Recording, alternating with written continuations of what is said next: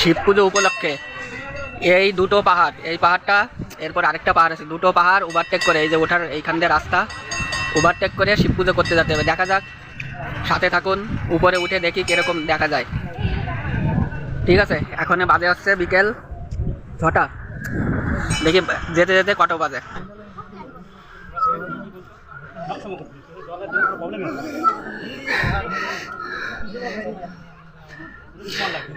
এখনো একটা পাহাড়ের অর্ধেকে উঠেছি, এরপরে আরেকটা পাহাড় উঠতে হবে, এটা পার হওয়ার পরে তারপরে মন্দির, শিব মন্দির।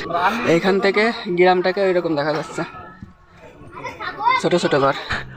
এই পাহাড়ের পরে ওই পাহাড়ে উঠতে হবে, ওই যে এখন এটা শেষ হয় নাই, সামনে যে উঠতে হবে। দুটো পাহাড় পার হয়ে আইছি, সন্ধ্যা লেগে গেছে, ওই যে লাইট জ্বালাই দিয়েছে।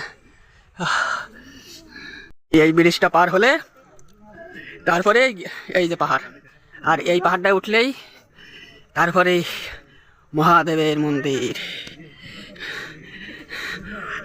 কিন্তু রাতের বেলাও ভিডিও আসতেছে, ওইটাই দেখতে হবে।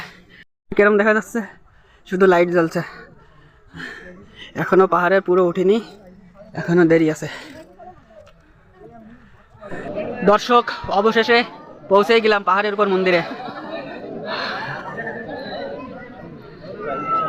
দুটো দুটো কি যেন কয় পাহাড় টপকায় পৌঁছলাম। এই যে মন্দির, এখানে ফোন এলাও নেই, তাও লুকাই লুকাই তুলছি। পালাই পালাই পালাই পালাই তুলতেছি ফোন। দেখতে পাচ্ছি এটাই মন্দির, এখানে ফোন এলাও করেনি, তাও আমি তা সত্ত্বেও এলাও করি। নিয়ে এসেছি তোমাদের দেখানো। পাহাড়ের উপরে এরকম একটা মন্দির আর এরকম প্লেস ভাবা যায় না। পাহাড়ের উপর থেকে গ্রামগুলো এরকম দেখা যাচ্ছে, গ্রামের লাইট। ওই একটা গ্রাম, ওখান থেকে ফাঁকা, এই একটা গ্রাম, ওই সাইডে একটা গ্রাম। পাহাড় থেকে গ্রামগুলোকে এরকম দেখা যায় উপর থেকে। আমরা দুটো দুটো পাহাড়ের উপরে। আর শিবরাত্রি জেগে টেগে এখন নিচে নামবো। এই যে মন্দির, এখনো লোক আছে, কিন্তু এই যে পাহাড়ের উপর জল। ওই যে ওই পাহাড় ডিঙ্কে, ওই পাহাড় ডিঙ্কে নামতে হবে। পাহাড়ে নামা শুরু, সিঁড়ি নেই, এরমভাবে নামতে হবে রাস্তায়। সবাই নামছে, একটাও সিঁড়ি নেই। এইখান দিয়ে নেমে ওইখান দিয়ে ওই পাহাড়ে দিয়ে দুটো পাহাড় পার হয়ে নামতে হবে। এই জায়গাটা সিঁড়ি বানানো, কিন্তু এই জায়গা মানকির বসবাস।